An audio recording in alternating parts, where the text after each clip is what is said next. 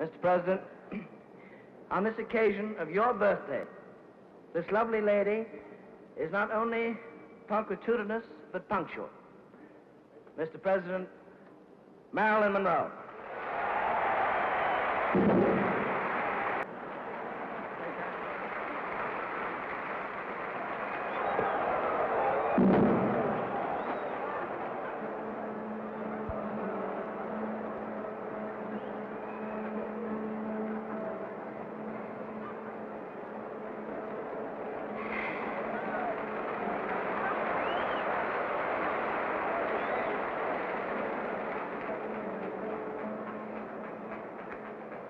Happy birthday to you.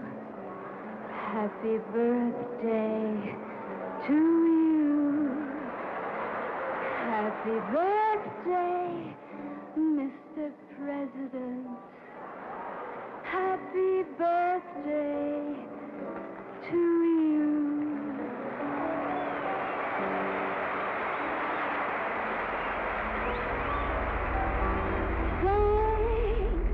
Mr. President, for all the things you've done, the battles that you've won, the way you deal with U.S. Steel and our problems by the ton, we thank you so much. Everybody, happy birthday!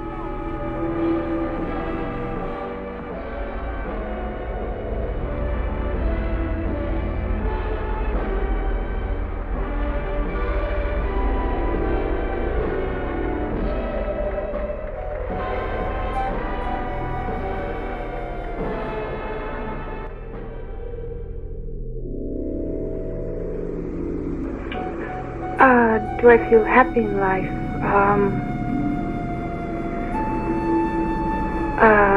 Let's see.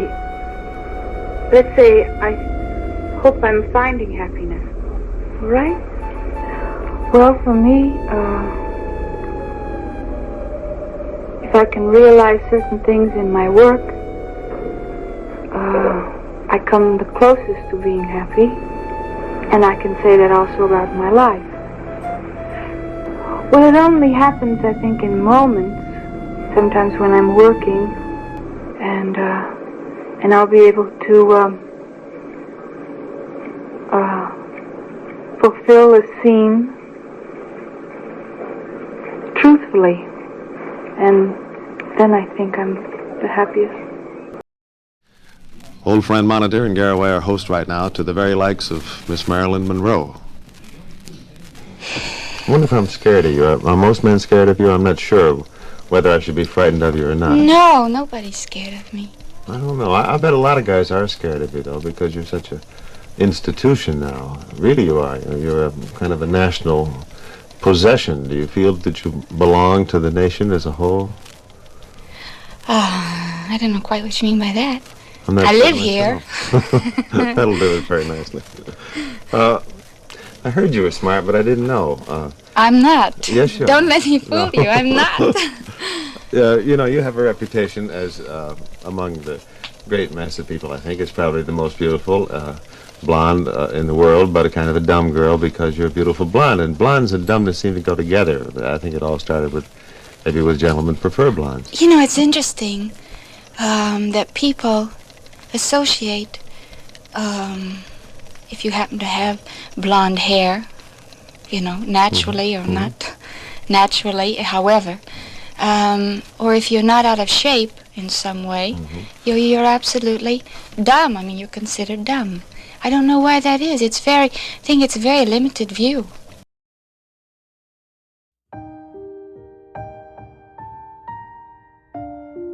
One of the most famous stars in Hollywood history is dead at 36.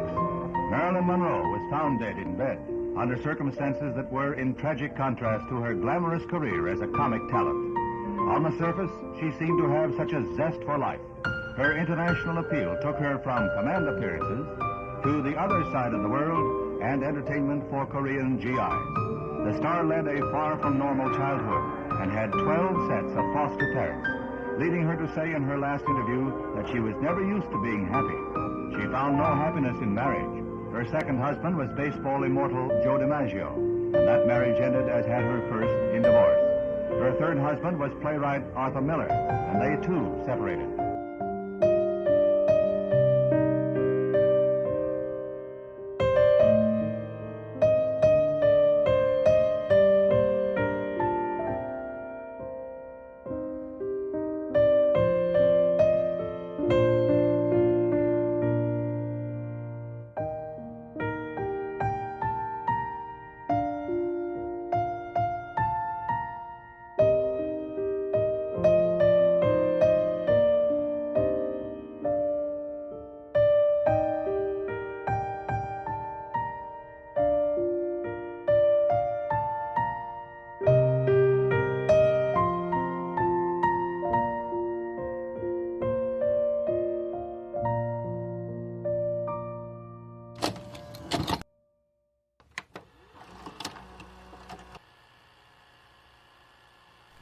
Hello, you guys. It's me, Katie, and welcome to another Houses with History. I know it's been a while. These take a lot of like research and stuff, so it just takes a while to make. But I am here, and I'm here for one of the most iconic houses, I think, in Los Angeles County. I think a lot of people would agree as well. So let's just jump on into it. We are going to be talking about 12305 5th Helena Drive, which is an address that I'm sure not a lot of people know about just to hear it. But this very large house, standing at 2,900 square feet on half an acre of land, is a beautiful hacienda style home, which just means like Spanish style plantation. Sits at the end of a cul-de-sac in Brentwood neighborhood. It's one of the suburban neighborhoods in Los Angeles, and it is one of the most iconic homes for very obvious reasons, because this home was owned by one of the most iconic women in Hollywood, Miss Marilyn Monroe. It is the home that she spent her last few months in. I don't think she lived in the home very long from what I could tell. Information's hard to get into. I'll get into that a little later, but it is the home that she did die in. They found her dead in the master bedroom, and it's quite a sad history. It's still kind of sad to this day, even in 2024. This poor home is beautiful. It's very different, and it just has a really sad story that is not stopping. I feel bad for this house.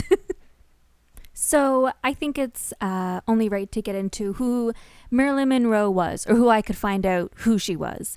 She is super iconic. Of course, everybody knows who Marilyn Monroe is, but it was really hard to find information about really who she was and her history, just everything like that. Yeah, I don't know. Old Hollywood is kind of whack. So, yeah, she was born on June 1st in 1926 in Los Angeles.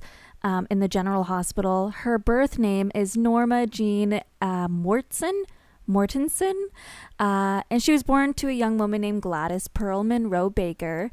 Marilyn's mother was mentally unstable. I think that's kind of widely known. She was in and out of mental institutions and such back in the day. You know, she lived with her mom up until she was 9 years old, and then she was actually put into like an orphanage, and she was in and out of foster homes and foster care. And at this time, it was, I just couldn't imagine. I imagine there was maybe abuse going on. It was never like, she never talked about it, but it is kind of widely suspected that there was some stuff going on. She just had a rough childhood, I think, and in some of the stories that people say as well. Flash forward to 1942, when she was 16, she marries her first husband. Super freaking young.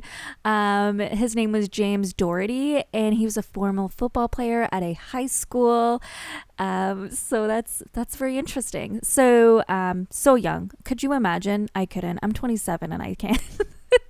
In 1946, so flash forward a few years, her husband gets sent overseas for the war, and Marilyn Monroe, oh my God, tongue twister, she works like most women did at the time, you know, just working labor jobs that men used to do, but since they're all at war, women had to really step up and do the do. So she did, and she was actually photographed at this time to promote women working, and she caught the eye of some modeling agencies.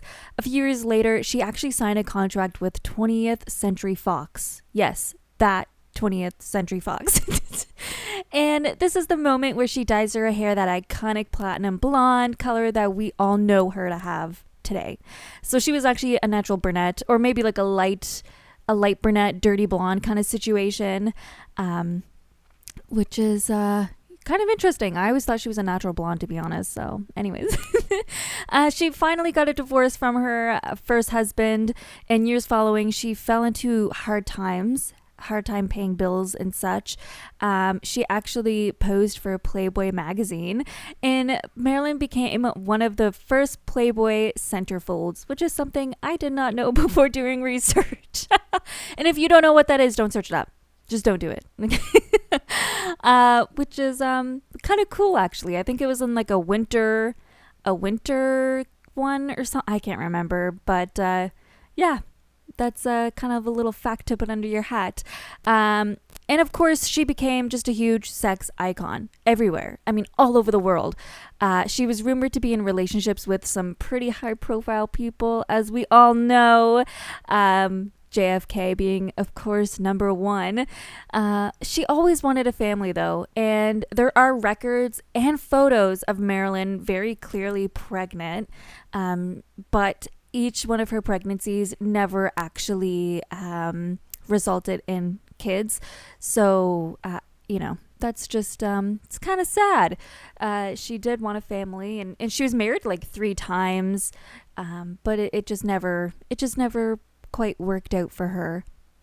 And it's odd to look at Hollywood stars from decades ago because they actually had privacy. They kept things more private. There was no social media. She went out and people were going crazy and stuff, but it's not like today, where people are tracking private Lear jets and social media's, paparazzi and stuff like that. It's just not like that back then, obviously. So I feel like she was able to live a more low-key life. Most celebrities did back then. But that means that it was hard to do research on Miss Marilyn because where there's no social media or any like articles like that like we have with, celebrities today, record keeping was really, really freaking poor back in the day.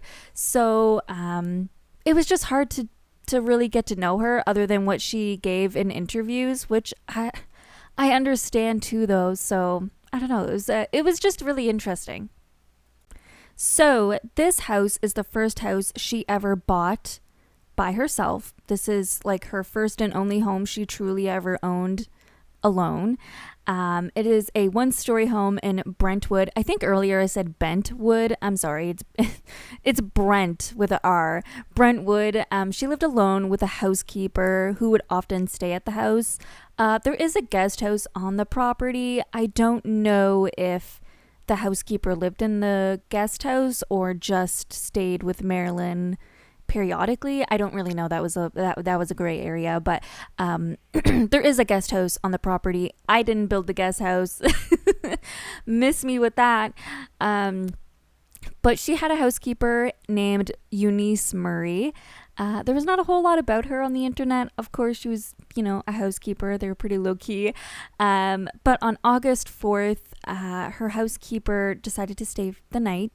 And around 3 a.m., her housekeeper, Eunice, woke up and she just felt like something was off. She could see the door to Marilyn's bedroom. The light was on, but she wasn't responding when she was knocking on the door. She wouldn't open up the door was locked. And it was just something was off, and she knew something was off. So Eunice called Marilyn's psychologist, I'm pretty sure. What was his name? Ralph Greenson. Yeah, her psychiatrist. And when they got there, they actually broke into her bedroom window, and they found Marilyn nude in her bed, unresponsive. She was pronounced dead at 4:25 a.m. They estimated, though, that she actually passed away around 8:30 to 10:30 at night. So she actually was long gone at that point. Like, she had been dead for quite a few hours. And some people say that the death was, of course, accidental, but the toxicology report, which you can just find online, really did show super high amounts of medication she was taking at the time. And it just seemed like too much to be an accident. Do you know what I mean? Like, it's not like she accidentally just took a double dose. Like, the amount that she took and had in her system was like 7 times the amount. Like, it just seemed a little strange, and a little bit purposefully, I guess. I don't know. But it wasn't accidental. It was deemed a suicide. And some people thought maybe she was murdered, but they looked into that numerous times and there was never any foul play found. I really do think it was just suicide. She was known to be quite depressed. She was, I think that's widely known though, but yeah, she just seemed, I don't know. I always thought that maybe she was a little sad underneath, and you can even see in interviews, it's not like she tried to hide it. She would talk about maybe not being the happiest, like, that people thought she was, which was really interesting. But I think what's the most weird thing is that most people have this huge debate on what happened to her body after she was dead. It was missing for hours, or some people say, I don't know, it's not very clear. I didn't want to go down the rabbit hole of what some people were saying. It gets a little wild and wacky on Reddit, which is what I did a lot of research on as well, just to see what people thought. But it I don't know. I'm going to stay out of it. But it is a widely debated situation on what happened to her dead body after the fact. And some people say it went missing for a couple hours. I don't know. That's so bizarre to me. But, this young woman lived a very rough life. Some of it may have been a little self-inflicted. But, she was only 36 when she died. She lived a large life, though. She did. Like, she traveled the world. She went to Korea. She was all over the place, really. And she was just influential. She started like hanging out with influential people, but then became one of the most influential women of the time, and still to this day when you talk about sex icons and such. And of course she was kind of the big start of that whole blondes are stupid thing, which is kind of funny. I don't know where that ever really came from, but it kind of came up around the time that Marilyn was around. And it's interesting though, because when you listen to interviews with her, she is so well spoken and smart. Like, she would take her time replying to people, and she would just have this lightheartedness to her that never came off as stupid. But I think it was easier to play the dumb girl than try to be smart, especially at that time, like in the 40s and 50s. Like, yeah, no. It's just not like it is today, I don't think. But yeah, kind of wild. She lived a wild life. There's not enough time in the world to go through her whole life. But more about the house. It is a 1-story home. It was sold a few times after her death. Recently, in 2023, the neighbors to Marilyn Monroe bought the house, and their intention was to buy the house and they put a permit in to demolish it. Now, people in LA and really the whole world became super upset by this, and they were just, it was like an uproar. So the LA County considered to make the house a historical landmark and making it illegal to kind of demolish or do anything to it.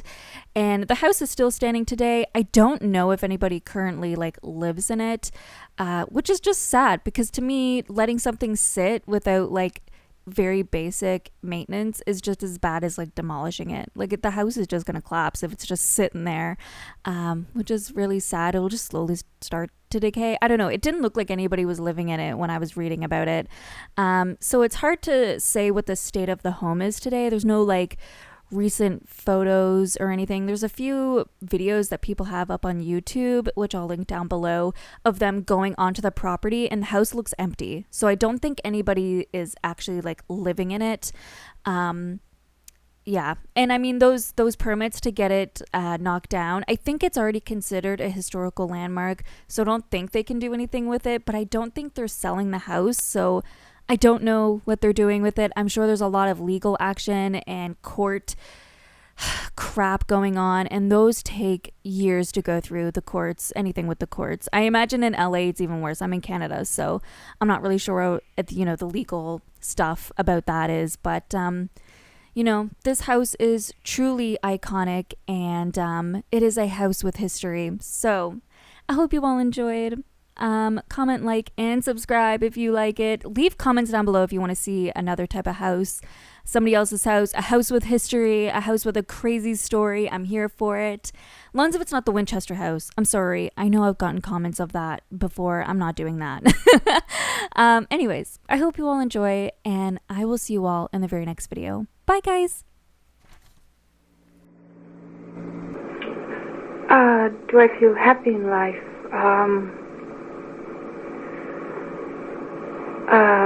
Let's see. Let's say I hope I'm finding happiness. Right? Well, for me,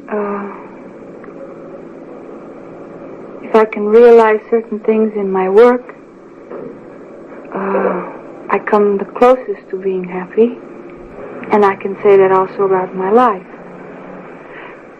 Well, it only happens, I think, in moments, sometimes when I'm working, and I'll be able to fulfill a scene truthfully, and then I think I'm the happiest.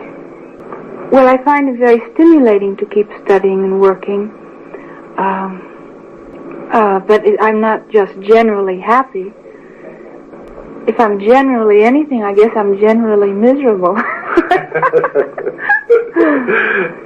I don't know. Sometimes, I think. You like? I don't know. I think sometimes I do, sometimes I don't. Which is natural, I guess, for everyone. I would like to be more sociable than I am. On some days. Sometimes I'll chat when I'm not pleased, but sometimes the work itself requires more, that I'm quiet and to myself more. And other days, like during a musical number, I try not to get too, I like to be more outgoing because that's what I have to express, and so I try to keep it general. I try to. Even if I feel like it or not, I'll try to make the effort to make contact with people around me. Yes, because I could easily be alone. It doesn't bother me to be alone. Some people I know, they don't like to be alone. I don't mind it. I need it as a rest, and yeah, it kind of refreshes myself. Yeah. And a rest. Yes, I think there's two things in human beings that they, as I think there is in myself, that they want to be alone, but they also want to be together. You know? Because I think I have also a gay side to me, also a sad side. And I think that's the way with people also. But there is something in people where they need solitude for a while.